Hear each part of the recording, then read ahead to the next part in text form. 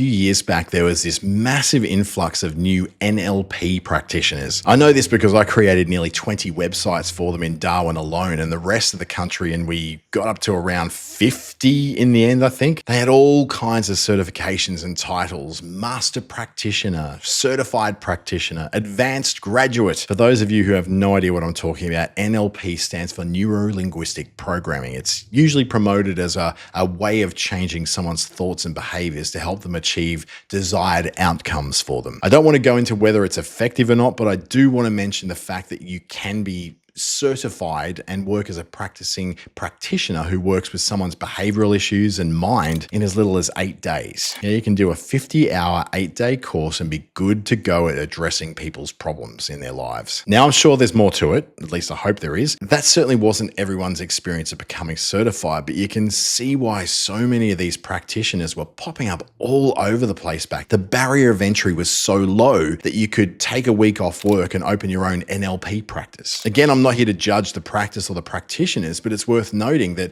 out of all those websites, and I'm talking about nearly 50 of them that we created, just one of those practitioners is actually still practicing. And this is because competition is highest for those things that require the lowest effort. Humans are efficient and lazy as well. And this is why so many of us struggle to get anywhere with our big ideas. They're not that big. They're not that in any way that original, but we think we've seen a gap in the market or an opportunity that no one else is seeing. And because we looked on Google and no one appeared to be doing what we were thinking of doing, not being found on Google isn't always a case of no one's seeing the same opportunity that you are. It's usually that those people either don't have great SEO skills or search engine optimization skills, or they haven't been around long enough for Google to notice them, or they've decided, I don't have a website, I don't want one, I'll just operate from Facebook. That last part is code for I don't know how to build a website and refuse to pay someone else to do it. Now, one of the best and worst qualities of our species is that we will tend to take the path of least resistance through life. And why wouldn't we? It's more predictable, it's more safe, and more likely to get us where we want to be faster. But it's also the same road everyone else seems to take. Just like a motorway, it's the fastest way to get to where you want to go until peak hour. Once everyone else gets on the same road, it gets a little hard to get anywhere. And that's how we got our glut of NLP hopefuls who forgot to research whether there was any demand for 50 new practitioners in Australia or Darwin. And our rush of cybersecurity experts that we seem to have right now who can't find anyone to employ them and no customers to contract them. And for a while back in 2018, 2019, there was this plethora of Instagram influencers and experts in social media, or even in regional areas, who were out there telling us how they could blast our business into the stratosphere if we just pay them to endorse our products and services on their profiles to their audience of 60,000 people, the majority of whom were fake followers. The barrier to entry for these NLP practitioners was low. The barrier to entry for cybersecurity is also pretty low at the moment, and there's no barrier of entry to if you're selling social media services. But I will be different. I promise, trust me, I know this one all too well. I hit my local market with all these visions back in 2018 of shaking up the website design industry by building websites for $99. $99 for a WordPress website. I couldn't sustain that for more than a year before I had to admit I was a terrible business owner. I went into a crowded space with an offer that seemed too good to be true. And for some disappointed clients, that was exactly what it turned out to be when I couldn't meet the demand due to reaching my capacity way too quickly at way too little revenue. The reality is that when you enter a market that has such a low barrier to entry and is therefore crowded with other people doing the same, you need to differentiate yourself very quickly too. And you can do that by focusing on very specific kinds of people with very specific kinds of problems to solve. I help women with confidence issues to take the next step in their careers. Or you can price yourself super low and hope that you don't end up like I did, or super high and hope that at least a few people assume that your price point means you're premium. The trouble with all these approaches is that they assume a few things, but there's an abundance of people who have the problem that you are trying to solve. Those people also then need to have the means and the willingness to pay you. You know what you're doing, you're good at it. It's hard to see how anyone with a certification they spent 8 days earning would have that third point locked away without many years of experience after they got certified. We entrepreneurial types do have a bit of an optimism bias though,